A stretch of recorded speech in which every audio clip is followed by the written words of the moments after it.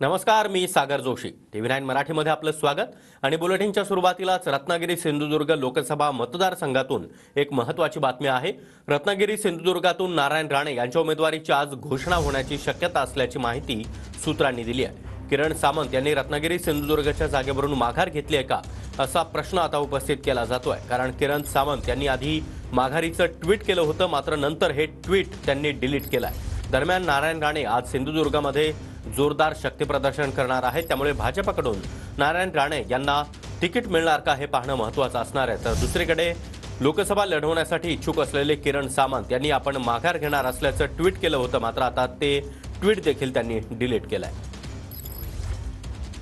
आणि या संदर्भात अधिक माहिती देण्यासाठी आमचे प्रतिनिधी कृष्णा सोनारवाडकर सध्या आपल्यासोबत आहेत. कृष्णा, एकीकडे आपण पाहतोय की किरण सामंत यांचं ट्विट नंतर ते डिलीट देखील त्यांनी केलं, तर दुसरीकडे राणे आज जोरदार शक्तीप्रदर्शन करतील.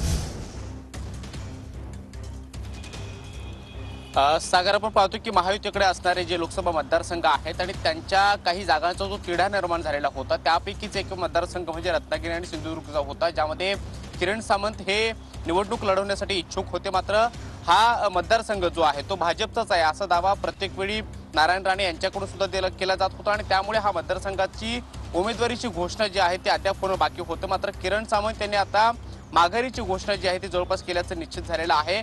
त्यांनी एक ट्विट माघार घेणार असल्याचं केलेलं होतं, मात्र ते काही वेळानंतर डिलीट केलं. मात्र जवळपास जी चर्चा जी कानावर ऐकू येते त्यानुसार तरी किरण सामंत हे माघारीची अधिकृत घोषणा जी आहे ती करू शकतात आणि त्यानंतर नारायण राणे यांची उमेदवारी जी आहे ती आज घोषित होऊ शकते. काल सुद्धा नारायण राणे यांनी दावा केलेला होता की हा मतदारसंघ भाजपच्याच वाट्याला येणार आहे आणि त्यामुळे आज ते शक्ती प्रदर्शन सुद्धा त्या मतदारसंघामध्ये करताना पाहायला मिळत आहेत. आणि त्यामुळे किरण सामंत यांच्या माघारीनंतर नारायण राणे यांच्या उमेदवारीचा मार्ग जो आहे तो जवळपास आता मोकळा झालेला आहे आणि येत्या काळामध्ये नारायण राणे विरुद्ध महाविकास आघाडीचे उमेदवार विनायक राऊत यांच्यामध्ये जी लढत आहे ती आपल्याला पाहायला मिळू शकते.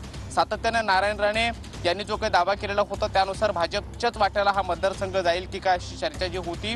मात्र किरण सामंत हे सुद्धा शिवसेनेच्या वतीनं निवडणूक लढवण्यास इच्छुक होते आणि त्यामुळे त्यांचा दावा जो आहे तो सुद्धा सातत्याने केला जात होता आणि म्हणूनच या मतदारसंघातला उमेदवार अद्याप महायुतीनं घोषित केलेला नव्हता. मात्र आता किरण सामंत यांनी जे ट्विट केलेलं होतं किंवा एकूणच त्यांची जी काही भूमिका आहे त्या भूमिकेवरून आज नारायण राणे यांच्या उमेदवारीची जी घोषणा आहे ती होऊ शकते आणि त्यानंतर येत्या काळामध्ये या मतदारसंघामध्ये नारायण राणे विरुद्ध विनायक राऊत जी ही लढत आहे ती होऊ शकते. त्यांनी जे ट्विट केलेलं होतं त्यामध्ये त्यांनी असं म्हटलेलं होतं की नरेंद्र मोदी यांना पुन्हा एकदा पंतप्रधान करायचं आहे आणि त्यामुळे मी माघार घेत असल्याचं सांगितलेलं होतं. मात्र ते काही वेळानंतर डिलीट सुद्धा करण्यात आलेलं आहे. रात्री उशिरा हे ट्विट करण्यात आलेलं होतं आणि त्यामुळे नेमकी किरण सामंत यांची भूमिका काय हे आज स्पष्ट होऊ शकतं. मात्र दुसरीकडे नारायण राणे हे त्यांच्या त्या मतदारसंघामध्ये मोठे नक्कीच कृष्णा, त्यामुळे भाजपकडून आज राणे यांच्या नावाची घोषणा होते का हे पाहणं महत्त्वाचं असणार आहे. धन्यवाद या सविस्तर माहितीसाठी.